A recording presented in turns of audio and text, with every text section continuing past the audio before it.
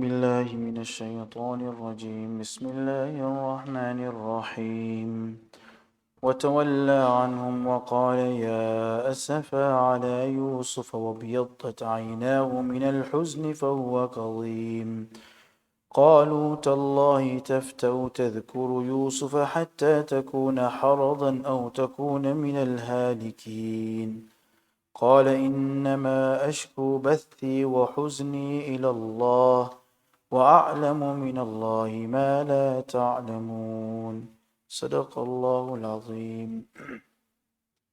Respected ulama kiraman, my dear young friends, last week we ended on the ayat where Yaqub ﷺ mentioned to the sons that for Sabrun Jamil I will exercise patience.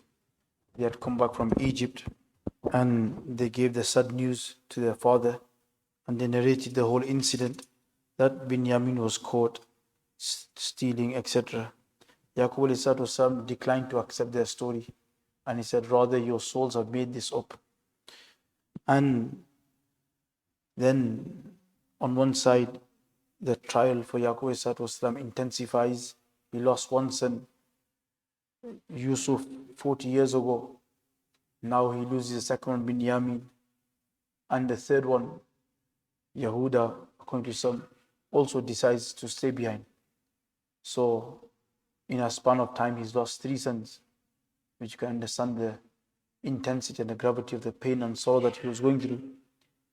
So when they said the story, then Yaqub ﷺ Allah mentions that وَتَوَلَّى عَنْهُمْ, that he turned away from them. وَتَوَلَّى عَنْهُمْ, he turned away from them. وَقَالَ يَا أَسَفَ عَلَى يُوسُف, and he said, oh my grief, my sorrow for Yusuf. وَبْيَضَّتْ عَيْنَاهُ مِنَ الْحُزْنِ, and his eyes turned white with sorrow, meaning he became blind because of excessive crying. وَهُوَ كَظِيمٌ, and he was suppressing it, meaning his sorrow all the time. So Mufassirin say that after the brothers had finished giving their story, Yaqub ﷺ declined to accept their version of the story and he turned his face, indicating and expressing that I don't want to hear anymore. I don't want to hear any more of this. I don't want to know anymore. Because ulama say that sometimes when you hear an incident and the more you discuss it, the more you go deep into it, then it increases the pain, it increases the sorrow. So sometimes it is better to leave it and turn away. So in the same way he turned away, he said, وَتَوَلَّى عَنْهُمْ, he turned away. That bas, I don't want to know anymore. وَقَالَ يَا أَسَفَ, and the pain was so high that he said, hi, afsos, hi, I have sorrow. My heart is bleeding for Yusuf. وَبْيَضَتْ عَيْنَاهُ مِنَ الْحُزْنِ, and he lost his sight. وَهُوَ كَظِيمٌ, while suppressing it, this sorrow. So ulama say that he was expressing his pain to Allah subhanahu wa ta'ala, that I'm in such pain for Yusuf. And some ulama say that for 40 years he had kept this pain inside him, and this is the only expression that he had said in 40 years, Ya Asafa ala Yusuf. Because Yaqub ﷺ was such a person that he would not go to people complaining. He would not go to other people complaining that this is what's happened to me, my sons are doing this. No. He's crying, he's weeping, he's supplicating, he's turning us only to Allah subhanahu wa ta'ala. But the question that arises here is that right now the current incident is that Binyamin has one, who was also very beloved to him. So how come he said, Ya Asafa ala Yusuf, and not Ya Asafa ala Binyamin? So Mufassirin say that when somebody goes through an experience or is afflicted with something, and then later on in life, a similar affliction or a similar trial or a similar incident occurs, then they remember the first one straight away. So Allah protect everybody. But imagine a parent loses one child in an accident. And then 5, 6 years, 10 years later, another child passes away in an accident. Then straight away, the first child will come to memory. The first child will come and it will become fresh. The scars will become fresh. So in the same way, when Binyamin got lost, just like Yusuf got lost 40 years ago, straight away the flashback and the sorrow of Yusuf came into his heart. And because the love of Yusuf was so much more than the love for Binyamin, he loved Yusuf the most. So that's why his love became Ghalib over Binyamin's love. And he prevailed. That's why he said, Ya Asafa ala Yusuf. That all of a sudden, this pain that he had in his heart became fresh. And then he said, Ya Asafa. So when he said, Ya Asafa, high upsos, and this is a way to express your pain. Allama Jarir Tabri Rahmatullahi mentions that we can realize from this that Inna lillahi wa inna ilayhi raji'un, which we say when we are afflicted with the pain. That Ya ayyuhalladhina asta'inu bis-sabri was-salah innallaha ma'as-sabirin, and then later Allah subhanahu says, Wa nabluwannakum bi-shay'in min al-khawfi wal-ju'i wa naqsin min al-amwali wal-anfusi wath-thamari wa bashshiri as-sabirin alladhina idha asabatuhum musibah qalu inna lillahi wa inna ilayhi raji'un. Allama Jarir Tabri Rahmatullahi mentions that from this we can realize that Inna lillahi wa inna ilayhi raji'un is exclusively and specially for the ummah of Rasulullah sallallahu alaihi wasallam. Or now, if this was a statement that other people could have said, Yaqub would have definitely said, Inna lillahi wa inna rajiun. Because Inna lillahi wa inna rajiun holds a lot of wisdom within it. And that's why we are told that when we are afflicted with something, something happens, your car breaks down, something happens in a family, pain, sorrow, grief, then sometimes shaitan is ready. Shaitan is waiting to put your iman at risk. He's ready to jump and dive on you. That say some kufriya kalima. And sometimes people, out of negligence and out of ignorance, say stupid things. That why is it my son? Why did it happen to me? I go to masjid and still this happens. No, this is not the way to say it. In fact, Allah subhanahu wa ta'ala has given us something better to say. That when an affliction comes onto you, then say, Inna lillahi wa inna ilayhi rajiun. When a person says, Inna lillahi wa inna ilayhi rajiun, number one, he gets rewarded for it. Number two, Allah subhanahu wa ta'ala says, Ulaika alayhim salawatum min rabbi rahmah. Those people who do sabr and they read this, then Allah subhanahu wa ta'ala special mercies and favors are upon him. Ulaika alayhim salawatum min rabbihim wa rahmah. Special mercies and favors are upon him. Wa ulaika al-muhtadun, and these are the guided people. So when we say Inna lillahi wa inna ilayhi rajiun, we get some sort of comfort in our heart. Somebody's father's passed away.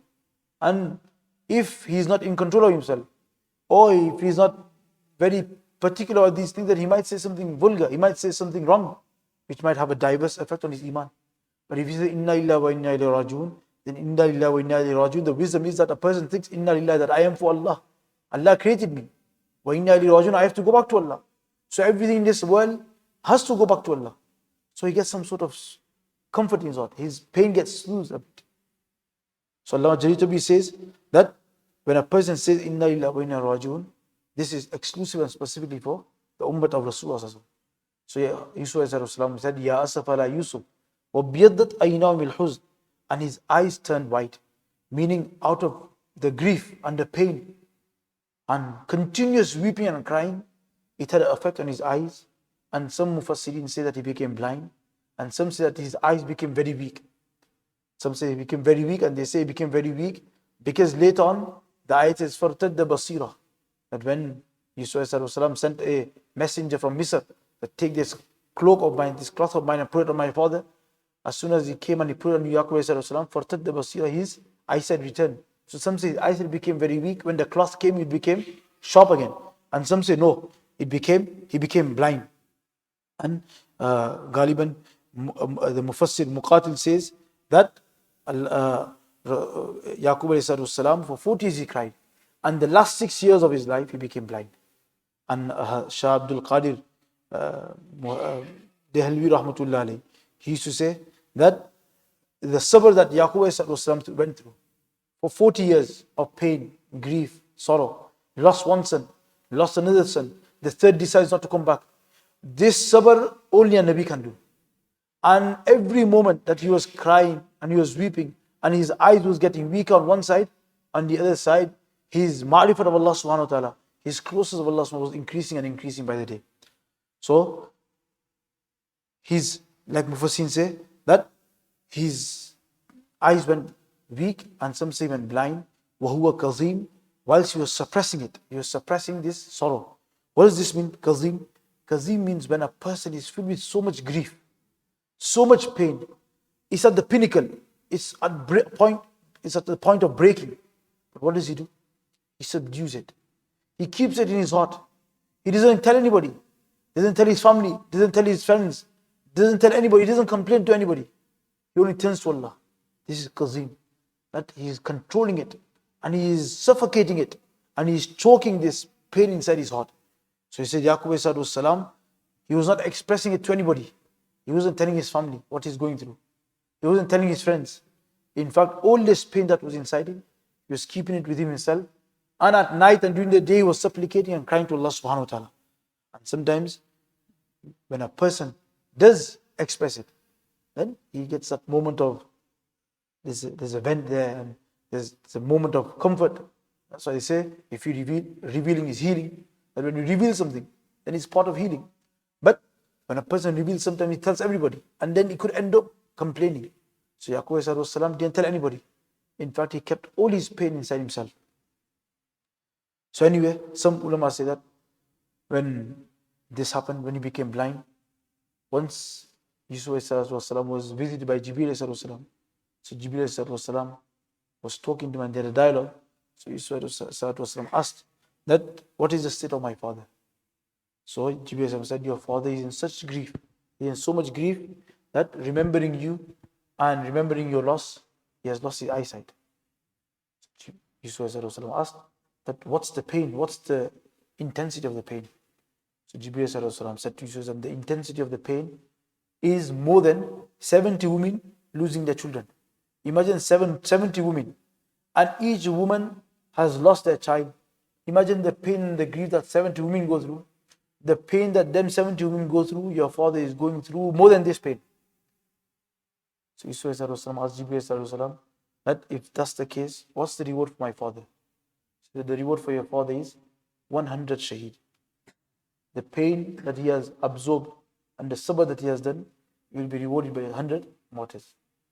Yusuf then asked that, are we destined to ever meet? Is it taqdeer that me and my father will meet in this world? So Jibreel said, yes, you will meet one day. So when he heard this, Yusuf said that, I am too in a lot of pain and agony and sorrow. But just by hearing that I am going to meet my father one day, I have forgotten all that pain. So you can imagine how much love father and son had for each other and how much pain they had. So anyway, when he started to cry and weep, the sons were there. So straight away they said, قَالُوا تَاللَّهِ تَفْتَوْ تَذْكُرُ يُوسُفَ حَتَّى تَكُونَ حَرَضًا وَتَكُونَ مِنَ الْهَالِكِينَ. His son said, by Allah. He took an oath, by Allah. تَفْتَوْ تَذْكُرُ Yusuf. You are continuously remembering, mentioning Yusuf. How much? حَتَّى تَكُونَ حَرَضًا. Until you deteriorate, you waste away, you become very frail. أَوْ تَكُونَ مِنَ الْهَالِكِينَ. Or you will be totally destroyed. So when the son saw that we have said this story, we've narrated this story, and bas, he's had a flashback, and my father started to cry. So they tried to comfort him. Abba, it happens. In life we have ups and downs, and there are incidents occur, and afflictions happen, and trials are posed to people. But as time goes, these scars and these memories wear away and fade away. You are still remembering Yusuf like as though it's yesterday. Why are you crying so much? Because if you keep crying, then it's going to have an impact on your health. You're going to become ill. It's going to have a direct impact on your health. You've lost your eyesight, maybe you might start losing other organs. Because when a person is in sorrow, he can't eat properly. That's why people who are distressed, people who are in sorrow, they can't eat properly. That's why one of the hukams of Shariat is that when somebody passes away, then the close relatives should go and make food and also feed them. Because they are in such a sorrow that if you don't go to them, then they will not eat. They will not even be bothered cooking and they will not eat. So rather you should go and cook and you should feed them. But this is only for the household. But nowadays what happens? 100 people. It becomes a burden for other people. They think you should be feeding or not. Should we feed the people? Because if you go to feed them, there's 10 but there's another 90 waiting. This food is for the people who are in sorrow. This is not a dawat. And after janazah, they do fooding. No, there is no dawat. Allama Shami Rahmatullah wrote in his kitab that at this moment when a person passes away, it's not happiness. Dawat is at happiness. A dawat lil surur. Dawat is for happiness, not for gami ka mauka, not for sadness and sorrow. So this practice that is taking place, that after janazah, Ailan is made, okay, food is going to be served. When we go to other places, if you go from here to Bradford, do we not go to a takeaway? Do we not go to eat somewhere in the corner shop, or do we not go home and eat? So why is it that when we come to a janazah that we have to become a burden in the household? And what happens? Somebody organizes all this, and then after everything is finished, they'll go to the house and say, after the janazah, it costs £600 to feed everybody. It costs £600 to feed everybody. He was in sorrow and told that he has to pay £600 to feed. So this is a very gallant practice. As when you go to janazah namaz, burial, after that you should make your way. Not go to eat. And after that, the 3 days of sorrow, it is for the immediate family. Not for every person that comes that you should sit down and eat. And tea is served. This is not the time of happiness. It is time of sorrow. It is time, but because the people that are in sorrow, they also make tea, and they're dishing out biscuits and tea, and other people that come to visit, they're also drinking tea. So anyway, so Yusuf said, the sons were saying that if you carry on like this, with this sorrow, then you're going to hurt yourself, you're going to harm yourself. And maybe it might become detrimental. You might even lose your life over this. So Yaqub salam, and they also knew that partly is our mistake, and it was us that we made this mistake and we lost Yusuf. That's why our father is remembering. But it's about time we put it behind us. It's about time we made it history, and it's about time that we start to move on. So Yaqub salam, Nabi. So at that time, what did he say? He replied, I complain of my sorrow and my grief only to Allah. I'm not complaining to you. If I'm complaining to you that I have lost Yusuf, I've lost Yusuf, then you can advise me. And you can tell me, Abba, bas karo. I'm not telling you, I'm telling my Allah. If I was telling you, then tutor me and tell me. And instruct me, you should do this. I'm not telling you. Innama ashku, I'm complaining of my sorrow and my grief to my Allah. Because you do not understand. I have hope that he will return. They will be returned to me. Innama ashku bathi wa huzni Allah wa a'lamu Allah ma ta'lamu. And I have been granted such knowledge from Allah that you do not know about. Mufassirin say that number one is a reply. That what a reply, that I have hopes in Allah. And I know Allah and I know His attributes much better than you. And I know my Allah is Rahim, my Allah is Kareem, and my Allah is Mustajabu Dawa, my Allah accepts du'as, my Allah listens to du'as. So He has been listening to my dua. One day He will definitely bring my sins together. And some say that Yaqub salam saw Malikul Maut in his dream. And in his dream he asked, that is Yusuf still alive? So Malikul Maut said, yes, Yusuf is alive. Will you meet? Yes, you will meet. So Yaqub salam was telling his sons that you don't know. I still have hopes. I have hopes that I am going to meet him even after 40 years. Halaki, there was no, as the Allama Hazrat Shabi Ahmad Uthmani mentions, that look at the tawakkul of a Nabi. 40 years had passed, and there is no Zahiri asbab that Yusuf will come back. Yet Yaqub has full hopes that Yusuf will come back. Only a Nabi can have such hopes in Allah subhanahu wa ta'ala. That he doesn't lose despondency, he doesn't lose hope, he doesn't become despondent. In fact, he has still the same hope. Just like a person lost a son yesterday. Oh, he's only a day, maybe he'll just be around the corner, he might be here.